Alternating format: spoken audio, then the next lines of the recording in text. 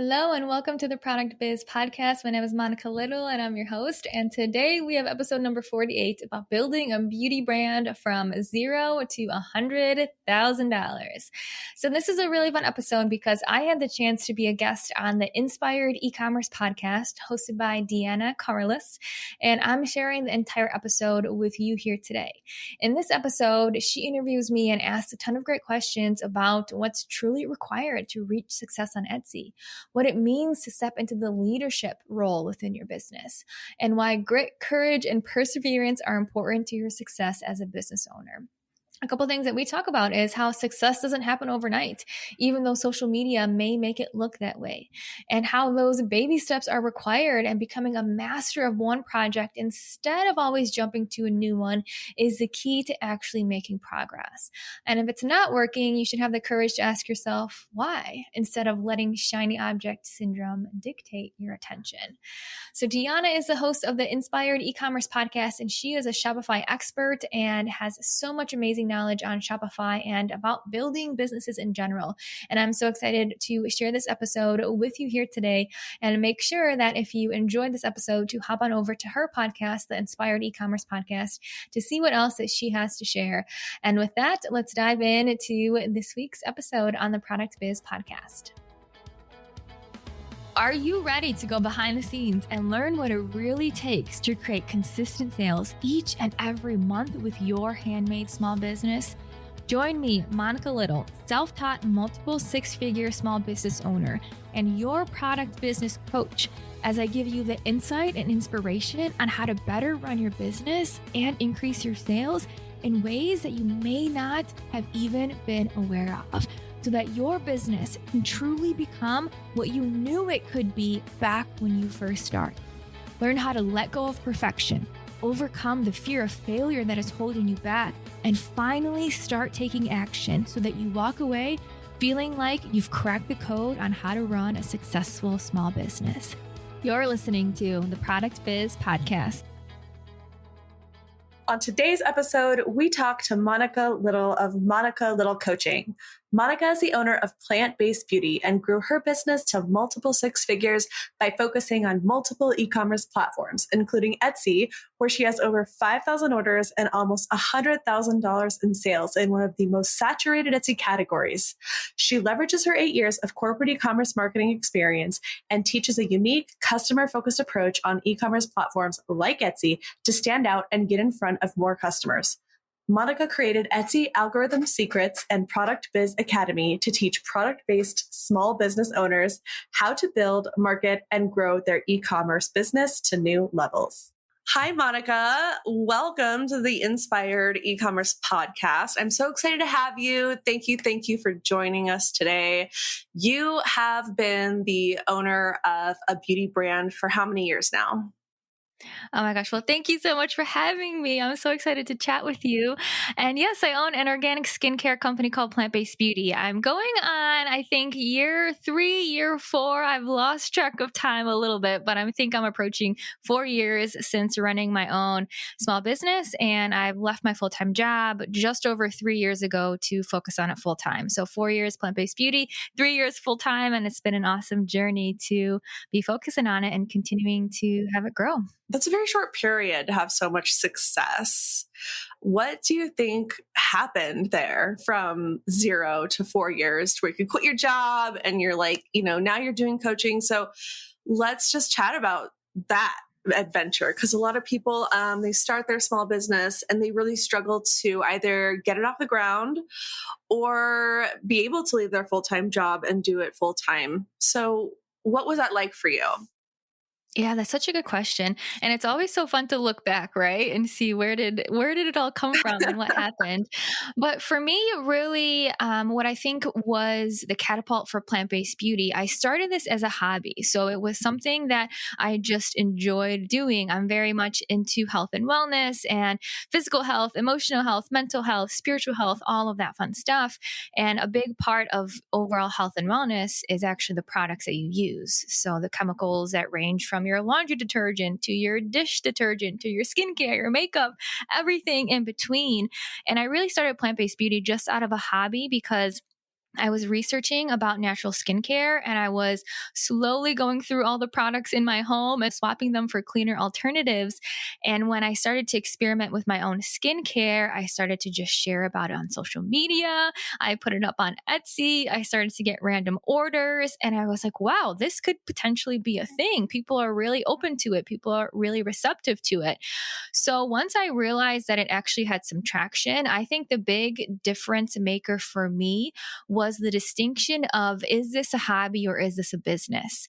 Because I know so many people as creative small business owners who make products with our hands that they're handmade, we're physically making them. Right. A lot of people love the creative process. A lot of people love the hobby aspect of it. A lot of people look at their business as this creative outlet for them. But I made sure to look at it as an actual business. Of course, I loved making my products, but I was like, that's not enough for this to grow. I need to look at this like a business. I need to treat it like a business. I need to get my products into the hands of as many people as possible. I need to focus on one project at a time until I master that project.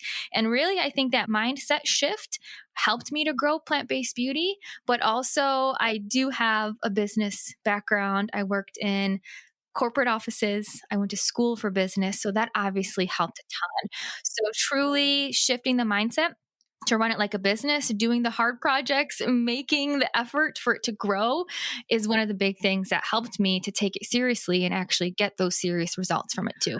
Yeah, it sounds, just going back to what you said about cleaning out your cabinets and looking at all of your health products and throwing out things that weren't in alignment with where you were headed is such a huge undertaking. What was there like a health issue for you, or what was the driving force between you and wanting to just totally revamp like your entire, pattern of how you clean your house? Because that's like to a lot of people, that's really scary. Yeah, there actually definitely was a health root cause, which is, as I started to get older, a lot of things that were on my mind were cancer related because my mom had two different types of cancer. So she had breast cancer, which is a hormonal cancer. And then a few years later, she had thyroid cancer, which is another hormonal cancer. And these two cancers were totally separate. So a lot of times when people have two types of cancer, it's because it's spread. But she had two totally unrelated types of cancer, which I think happens to like one in millions of people. It's very, Wow. very, very rare. Yeah. And because both of them were genetic, thankfully my mom caught them early and survived. But because both of them were genetic, as I started to get closer to 30 and going over the 30-year-old hump, I'm like, okay, I really truly need to take care of myself because I want to make sure from seeing what my mom went through, from seeing what my family went through, that I'm doing the best in my ability not to have history repeat itself with me. So that's where I really started to go to the gym and eat whole foods and change my diet. And when you start to really value those things, you realize how much better you feel, and it gets really addicting. It's like, okay, what else can I do to keep feeling better? Because I felt like crap like most of my life from not focusing on these things. So it truly was an eye-opening experience just for my mom to go through that stuff, for me to do research about it, for me to be proactive on how do I make sure I don't go down the same path. And that is usually how small businesses start: a passion, a problem, something personal. Totally. So I love that you asked that because it definitely was just from seeing what my mom went through and trying to change the trajectory for my own future. That's a really amazing backstory. I love that. Okay, so you realize that this is something more than just like a hobby. It's turned into kind of like your ethos for your life, right? And so let's talk about the early days of your business. How were you able to increase your visibility and gain brand recognition in a marketplace that is already just so, full of health related products, natural beauty products? And how did you not let that stop you from doing this adventure? Yeah. Well, I think first thing to say is I'm the type of person who loves a challenge. So if there is a problem, I am the first person to raise my hand to try to solve it. And I really think as small business owners, as entrepreneurs, we are basically in the problem solving business. Not only do our products solve a problem for someone else, but in order to grow our business, we every single day have to solve some sort of problem. If it's visibility, if it's getting more sales, if it's getting on another platform, whatever it may be, that's literally our job. job is to solve problems every single day. So I love the challenge. I love solving problems. And what I really focused on in the early days was a lot of Instagram and a lot of Etsy. And those were the two main places where I focused. So, specifically on Instagram, I focused a ton on creating community and educating people about why they should potentially switch to better products that don't have a ton of chemicals in it. I shared a lot of healthy recipes. I shared a lot of just overall mindset meditation tips, things like that, that were such a anchor for people who had the same values that were just attracted to my content and then ended up purchasing from me. So Instagram was a big starting point for me, just building that community. But I also at the same time really leveraged Etsy, which is why I'm such a fan of Etsy, because I got my products on there. I spent some time really optimizing it, and I was bringing my own sales from my Instagram page, but then I was also getting the sales on Etsy from complete random strangers that I've never talked to or heard of, weren't following me or anything. So when I started, those are my two big bets. And like I said earlier, I'm such a big fan of focusing on like 1 to 2 projects max. So when I was growing my small business, those were the two. And I said, I'm going to become an expert on Etsy. When that's done, I'm going to become an expert on the next topic, the next problem, the next project.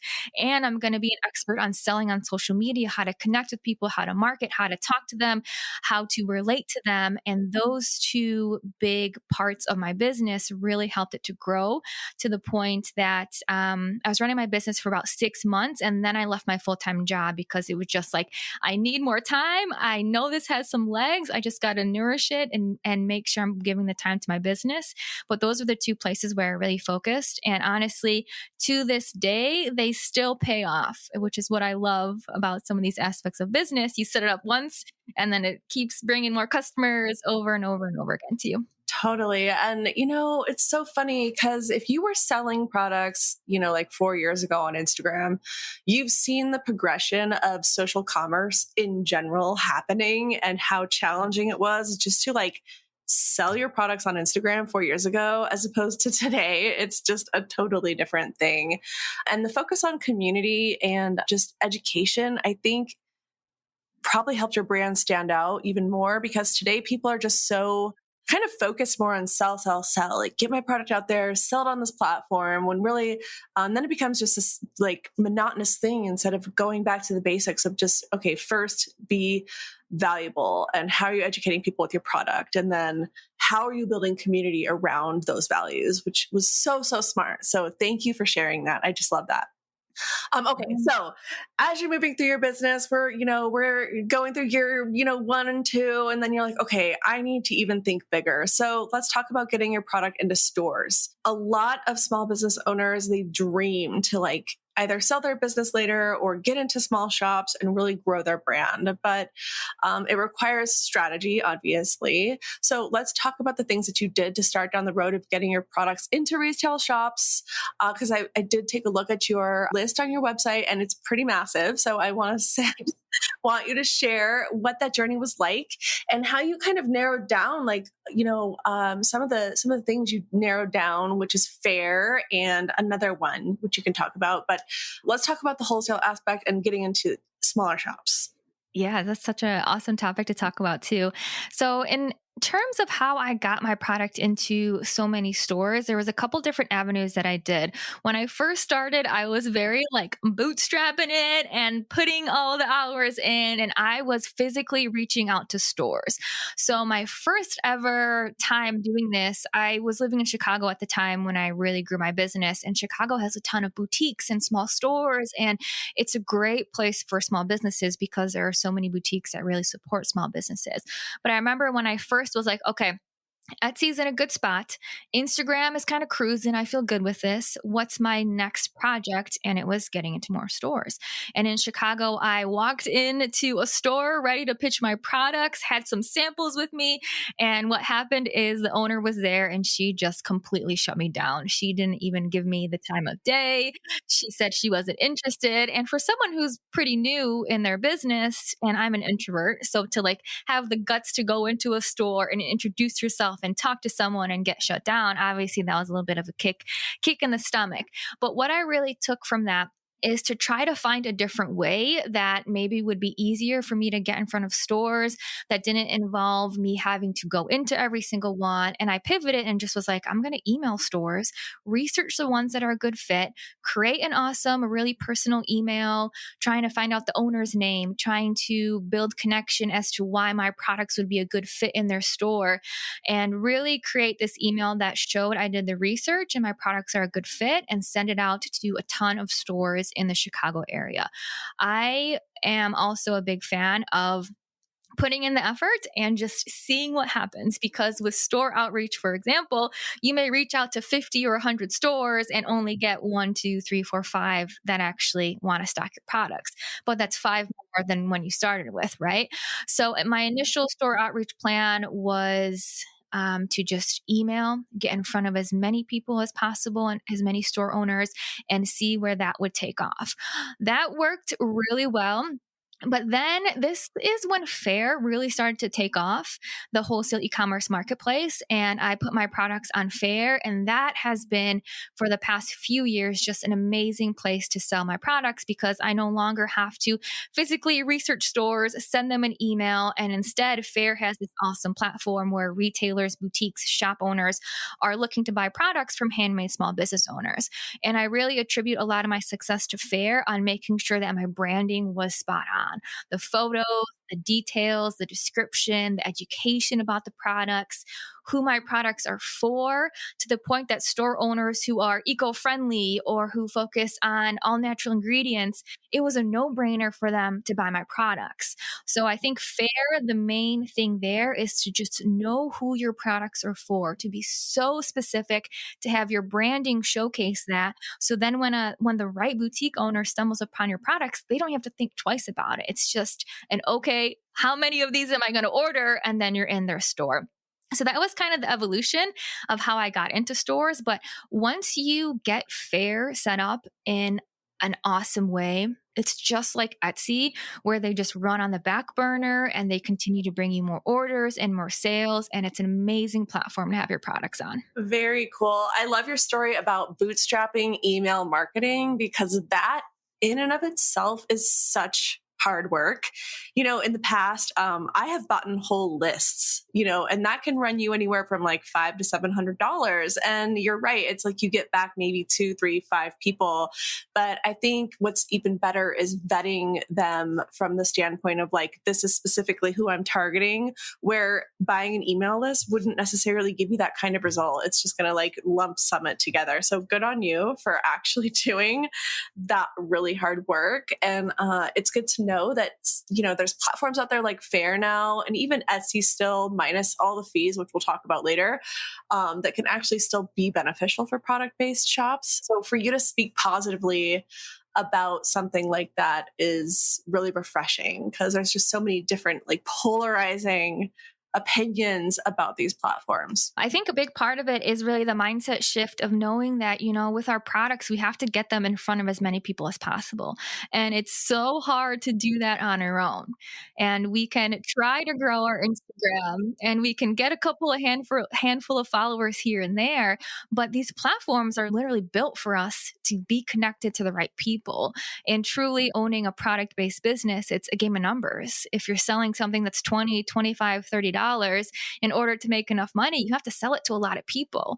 So I'm a big fan of using all of these different platforms, getting your products on as many places as possible, because it's going to be a lot more effort to do everything on your own, to focus only on your own website, only on your own Instagram, versus leveraging these tools that are available to us. Yes, that is such a good point. And it can be a little overwhelming, which I definitely want to talk to you about. Quick question though, looking back on your journey now, what would you start with first? Would you still do Etsy first, or would you want to start with your own website and do some of your own real estate on the internet? Like, what could you say to that? So I have a unique view on Etsy, and I think you were even kind of alluding to it, that some people really aren't fans of Etsy. Looking back, how I did it is I did Etsy first for a couple of reasons. Number one, to create your own website, it still costs a bit of money in terms of the monthly hosting fees. It takes a lot of time to build your own website. I built my own plant-based beauty website and it was a big project.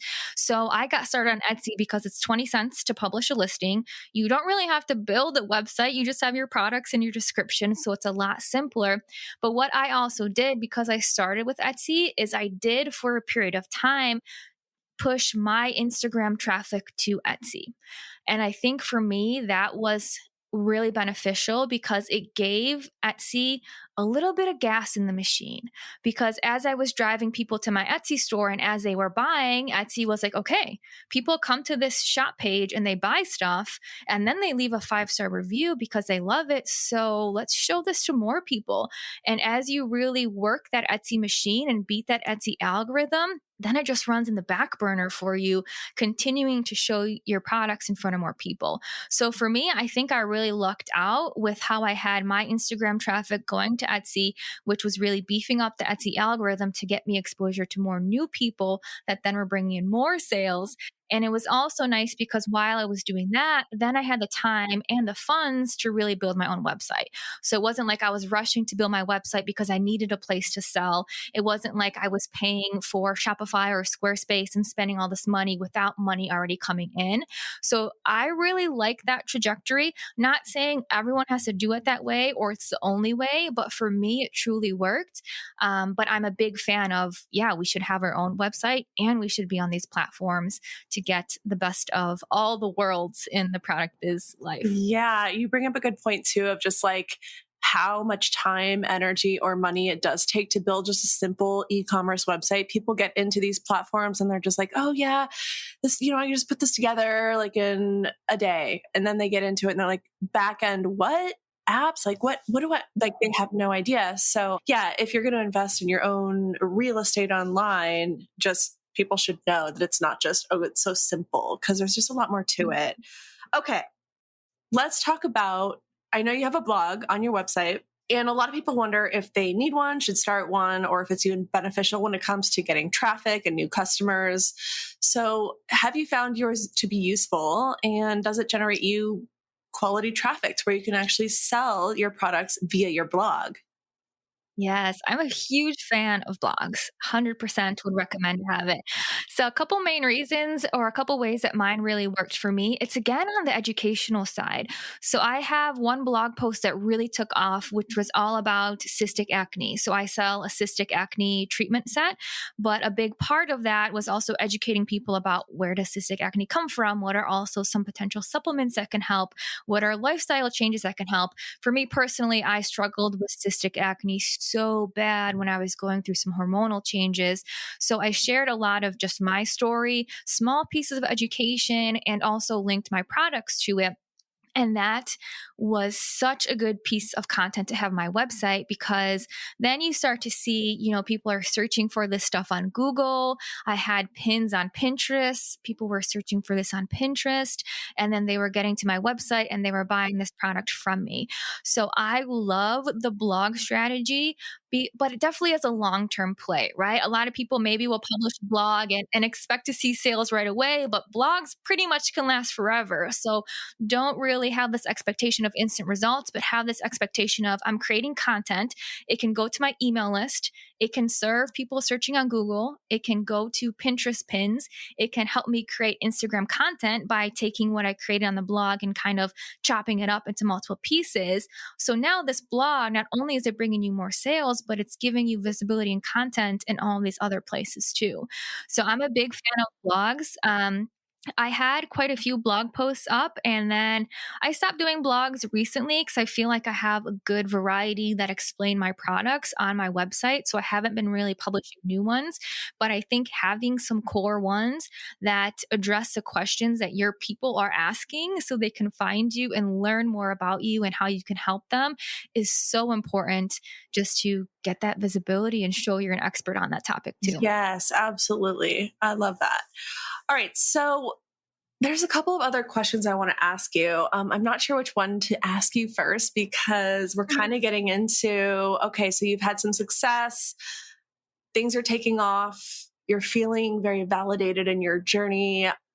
Was there a defining moment that led to those huge like leaps of from A to F or A to, W?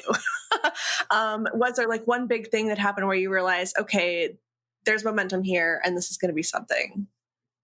And what were So those? that's a super interesting question, because as I look back on things, I don't know if there was this one big bang that all of a sudden it was like, whoa, that was the big difference maker. That was the thing that totally changed my business.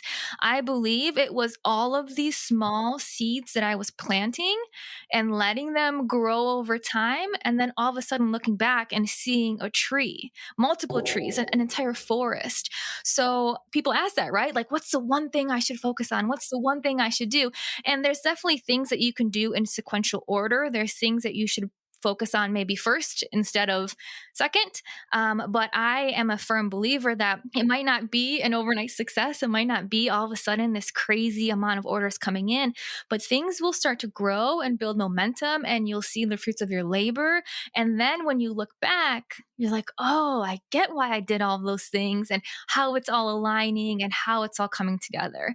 And I think for me, a big thing, like I mentioned earlier, was just focusing on one project at a time. And I mentioned a couple, right? Like I focused on Etsy, then I focused on my website, which took a couple months.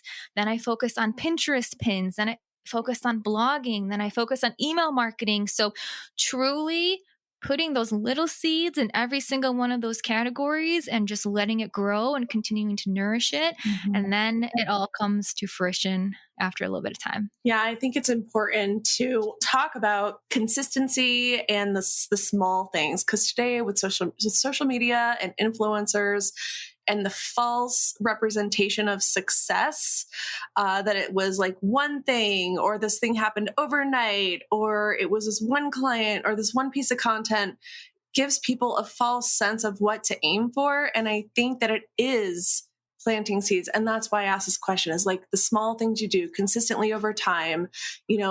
When you look at these other people that have had overnight success, quote unquote, it may look like one piece of content or one thing, but then, looking back, when you ask them their story, it's like 10 years of just drudging through the trenches, and then they have success. So I think that paints a really realistic picture for people that are in business that aren't really seeing the sales yet, to just focus and then remain consistent as you add on. That is such good advice. So thank you for sharing that. Okay, so what are some of your biggest challenges today when it just comes to managing your business overall with the wholesale orders, keeping inventory up to date, and staying in business once you have arrived and not letting it fall to the wayside? Because some people, they get that success and then they're like, oh, now I can relax.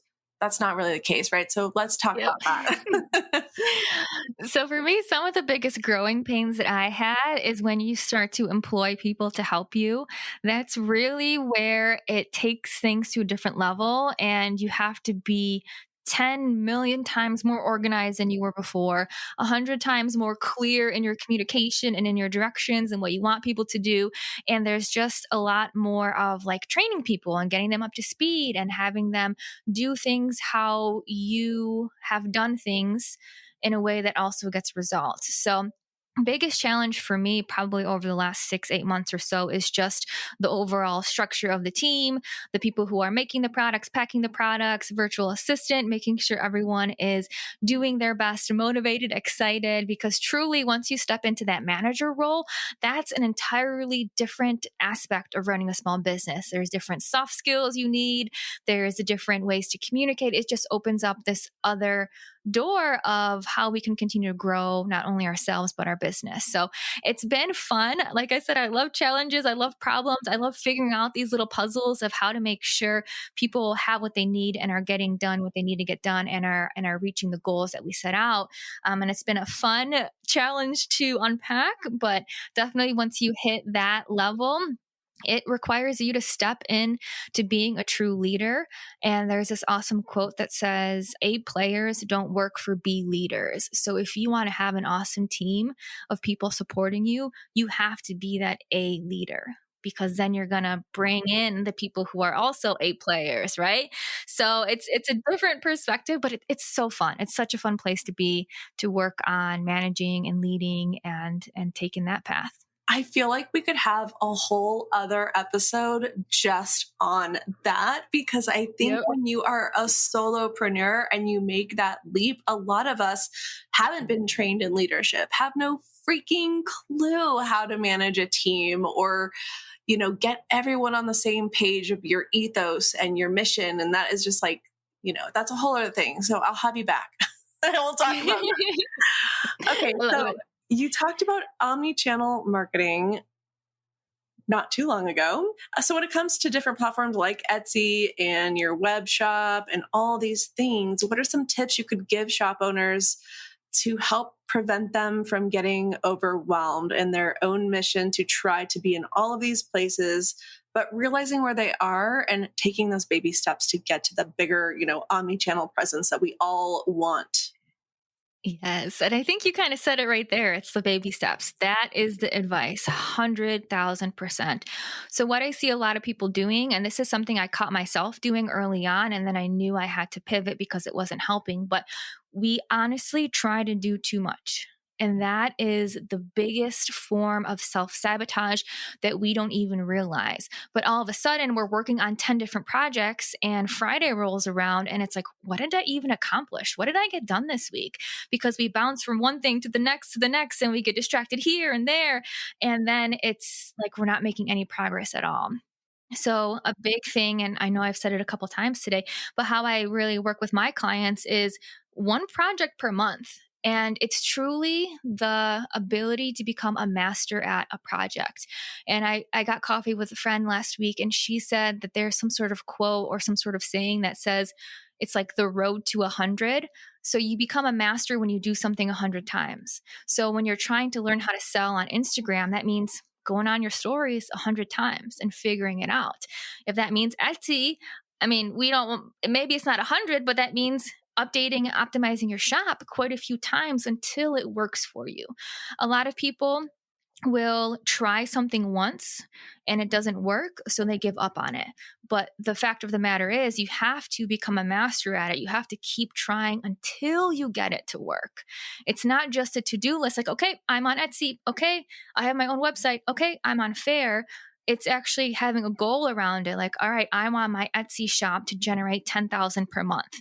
So instead of just saying Etsy shop done, it's like, all right, Etsy shop done, but is it bringing me the sales that I want? And if not, I have to go back and revisit. Oh, I love that. You're bringing up such a good point right now about like goals and not just having them be boxes to be ticked off, but like really clarity around the bigger why as to why are you on Faire? Did you set that benchmark for yourself so that you can track it? Yeah. And then it's also like, if it's not working, having the courage to ask yourself, why? Does this mean I have to get professional photos or maybe a second session of professional photos? Does this mean I need to elevate my branding and my packaging? Does this mean I need to be more clear in who my product is for? So when we really have that number tied to it, instead of just a checkbox done, yes or no, then it forces us to be more creative in how we problem solve, because we can't just say, yep, it's done. We have to say, okay, what's not working? What can I elevate? What can I do better? Where can I show up? How can I optimize this in a better way? And when you start to ask better questions, well, you get better answers, and then you start to see better results. So that for me is a big differentiator of truly saying, hey, I'm going to master this platform no matter what it is. If it's Pinterest, Etsy, Faire, social media, website, I'm going to master this, and then I'm going to move on. And once I master it, I know it's going to bring me the sales and the visibility for the long run. Love that. Yeah. And it's just really, truly comes down to grit and the passion and the drive you have for your business and the vision you have. And it can be so easy to just lose that vision when you try something and it fails and it doesn't turn out how you want it. But I think when you just keep going, you're going to be ending up doing those things that not a lot of people are willing to do, which actually ends up getting you really good results. So I think that's the difference right there. What you just said is so many people give up. And the difference between the successful small business owner and entrepreneur versus a struggling entrepreneur is the successful one will fail, but they don't let it stop them. they're like, okay, what's next? What can I do differently? And it's knowing, I mean, I could tell you a million stories of where I tried something and I failed, right? But it's just the fact that I woke up the next day and was like, all right, that didn't work. So what's the next option? What else can I do? And that's really how successful small business owners are built. They're just the ones that have more perseverance, that have, I would say, even courage, because it's hard to show up when you do fail, when something goes wrong. But having that perseverance and that courage, that is what separates you. And that's what builds you to be the successful Wow, entrepreneur. especially when you're showing up and no one else is, and you just feel like you're talking to yourself, is just like Yeah. the worst feeling in the world, but it Yeah. gets better. You just got to get the Yeah. reps, you got to keep doing the reps. Exactly. And then you look back and it's so fun, It's like, oh my gosh, remember that one time I went live and no one was there and I So much. totally, yeah. But now I look back and it's like, oh, that was so fun, It's all part of the process. It's the fun growing pains. It's the fun growing personally as you try each of these things. So making sure there's a positive mindset around it too. Every single small business owner, entrepreneur is going through that, right? No, I mean, there maybe are some random viral overnight success, but most of us have to show up live and know people are there, and we keep doing it until people show up. So it's just that grit, exactly like you said. It's The Dip. I just finished that book by Seth Godin. It's like a super short read, but he talks about what you do in the dip to just make the leap happen, or when to quit. Yeah. At first, I wasn't sure I even liked that book, but then I read some reviews and I was like, yeah, okay, I understand where he's coming from. Yeah. I haven't read it. I'll have to read it. Yeah, it's super short. It's like 48 pages. Okay, so switching gears, tell us about your coaching business. What types of clients do you have, and how do you really assist them in helping them grow now that you have all this experience and you have a lot to show and learn and give to people who are starting out? Yeah. So I started coaching about a year ago. So it was super interesting on my entrepreneur journey. It goes off in so many different tangents. But one thing that I did about 2 years ago, I had a business partner and we specifically opened some local stores in Chicago. We had 3 local stores that we opened together, and we had over 100 local Chicago small businesses in our store. And it was called the Chicago Makers Pop-Up Shop. It was all about supporting local. And it was super interesting. From running the store, I heard from so many handmade small business owners what they were struggling with, where they were focusing their time, where they were really having challenges. And a lot of what they said, it was super interesting because their weaknesses were where I had strengths. And I was like, oh, I could totally help so many people, because they say, they really struggle with strategy and marketing and selling and optimizing these platforms. And for me, coming from more of a business background, like I love that stuff, right? Like I could do that in my sleep and it brings me joy and I love all of that. While a lot of the people that I work with like the more creative side, they love making their art, they love making their jewelry, their ceramics. So when I noticed there was a little bit of a gap there and how maybe more natural it was for me on one side of it, I was like, I could help so many people by just having a program to show them how to grow and scale their business. So that's where I've been focusing a little bit more of my time lately. I have 2 programs. So the first one is called Etsy Algorithm Secrets, and it's all about how to get seen on Etsy, how to get more sales on Etsy, how to really optimize the algorithm on Etsy. And this is something that I tell people, no matter where your business is at, if it's established, if it's new, you should be on Etsy for that passive income, for the 80 million potential buyers that have the opportunity to stumble upon your products. 80 million? So 80 million There's people on that Etsy on many. an annual What? basis. Yeah, and they're literally going there shopping for small business items, So we have to have our products where our people are shopping. So that's one of my programs. I'm a huge fan of Etsy. It's awesome just to continue to get more exposure, more visibility. And then I also have a 6-month group coaching program called Product Biz Academy. So this is more A to Z. We start with inventory, pricing your products. We talk about attracting your audience. We talk about passive income through stores, through Fair, through Etsy. We talk about expanding through in-person markets and subscription boxes. And then we also talk about the fun topic of hiring, because usually most people in that program get to that stage just from what they learn and what they implement. So those are the 2 programs that I offer. But for me, truly, How I see plant-based beauty is that my passion is to help other product-based business owners. So plant-based beauty for me truly was a stepping stone to figure out all the puzzle pieces. And I'm just so grateful that now I get to share that with other people and really help them to grow their business, get in front of more people, get more sales so they can have that true freedom. If it's leaving their full-time job or having more money to go on vacation with their family, whatever it is, but just to help them reach those goals that they have. That's great. I love that. Okay, so you brought up Etsy again.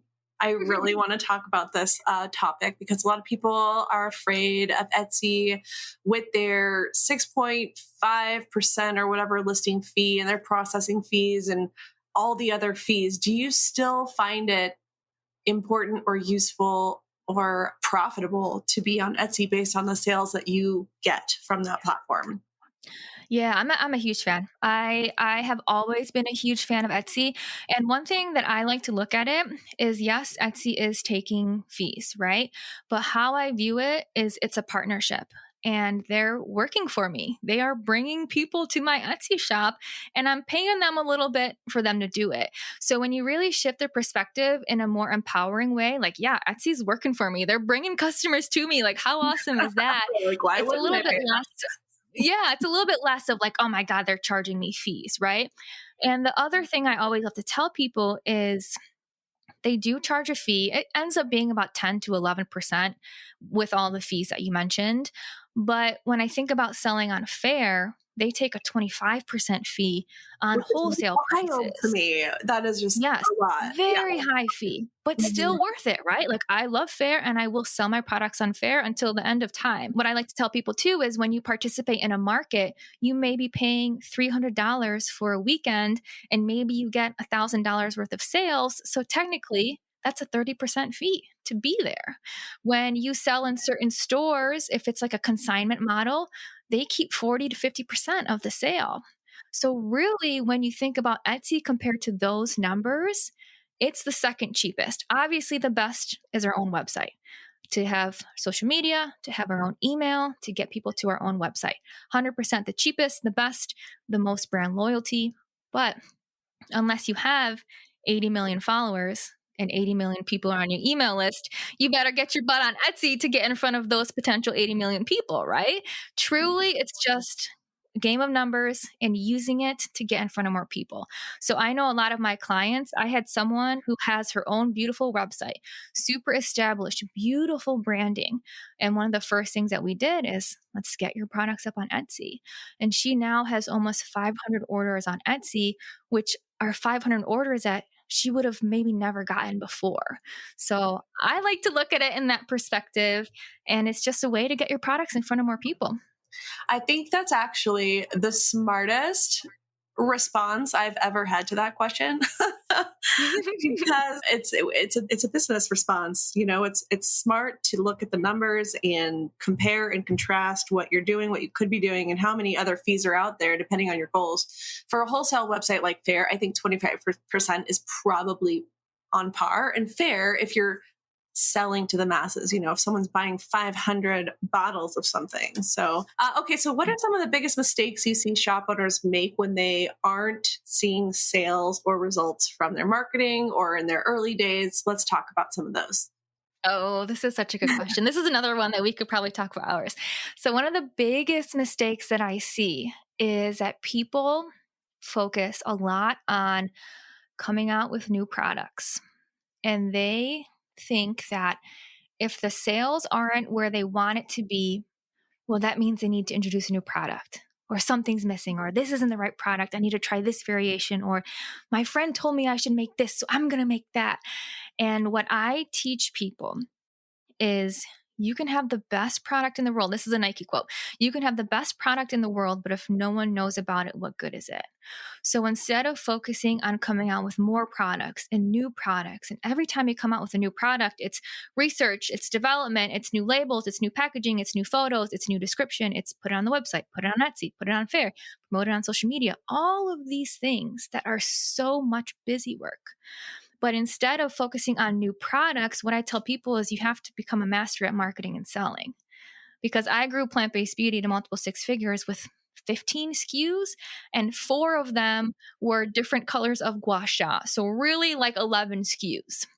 And what I did is instead of coming out with new products over and over and over, I learned how to communicate the value of these 11 products so well across every platform that customers bought it because I attracted the right people and they were a hell yes for what I was selling. So that's one of the biggest mistakes. I think a lot of handmade small business owners think that creating is the meat of the business, but truly it's marketing and selling. It's the business side. And if we're not getting enough sales, it doesn't mean come out with a new product. It means, all right, let's figure out marketing and selling. Let's figure out the hole. What's the gap? Where is the messaging miss? What is going on there that we can fix? So then we're getting people who are actually buying the products. Oh, I love that. Yes, that is so true.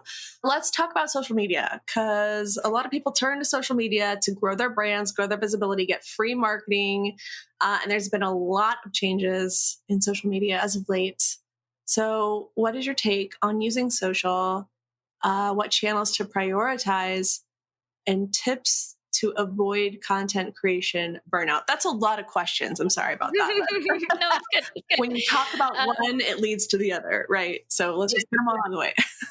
100%. In terms of platforms to be on social, what I'm a big fan of is just figure out your platform that you want to be your primary platform and go all in there.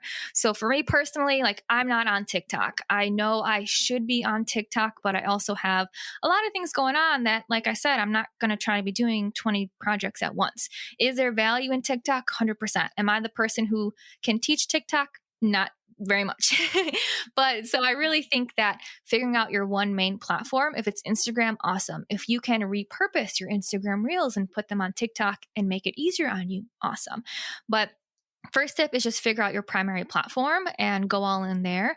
Second tip I'll say is really understanding marketing and selling from the point of what is the experience of people using your products and how can you give them that experience instead of telling them only the benefits of your product. So when I think about someone, for example, who sells candles, you can easily come up with a post about the benefits of your candle. They're non-toxic. They use fragrance that doesn't have chemicals in it. It's made out of soy wax. Or you can create a reel of a cozy home. It's Christmas time. There's a cup of hot cocoa. There's a Christmas movie in the background, and there's a candle being lit. And then when that person sees that reel, they're like, oh, I want to recreate that in my home. I need to get this candle because this is part of the cozy equation going on. And I love to look at big companies just to see their marketing and kind of the psychology behind it. But when you think of Lululemon, they're never telling you how great their leggings are, but they're showing you strong women working out, running, jumping, doing all these things that the person who sees that and is on a, physical fitness journey or whatever it may be, is like, yes, I want those leggings because that's what I want to feel strong and powerful. So it's truly like the emotion behind it and to focus on that. Yeah. So it can be really hard to think in that way, but once you start to put a little bit of energy and attention towards it, that's a game changer for selling on social media. Yeah, selling emotions essentially is what business owners truly, like the successful ones, focus on. And, even for me personally, when I realized that, I was like, oh, that feels so icky. Oh, I feel like that's, so evil, but really it's not. I mean, people buy things based on an emotional trigger response.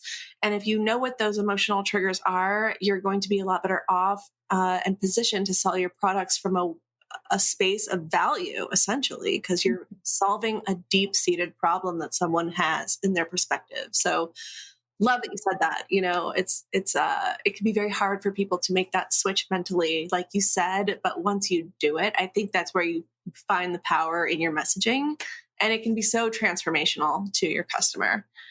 Okay, so let's talk about your strategy for a moment. I noticed when I was trolling all of your assets online, you have this mantra of strategy first, which you do preach a lot about sales and marketing, learn that piece, and kind of inventory second. So can you tell us a little bit more about this approach and why you feel it's so important? And, what that's all about.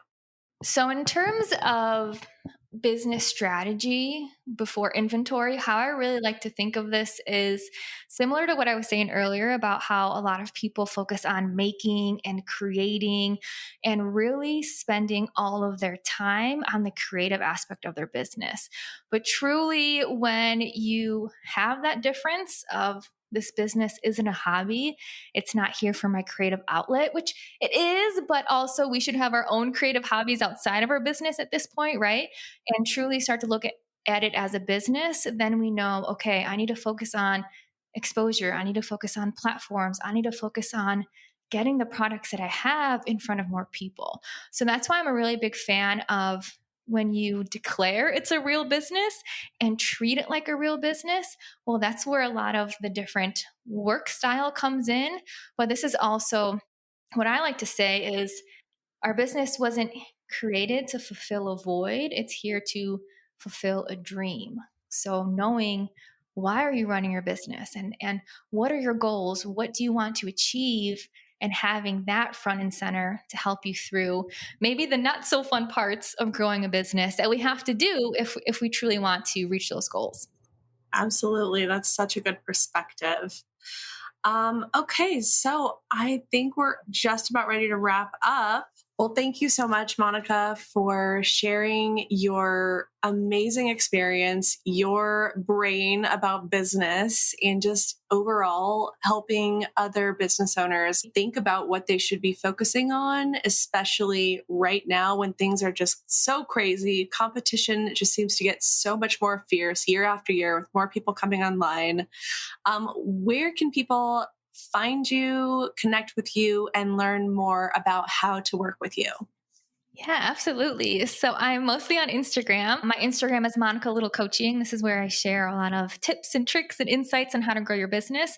And then I also have my own podcast, which is called the Product Biz Podcast. So I love to share tips, a lot of business tips, but also a lot of mindset tips, kind of what we were talking about today on shifting perspective on things.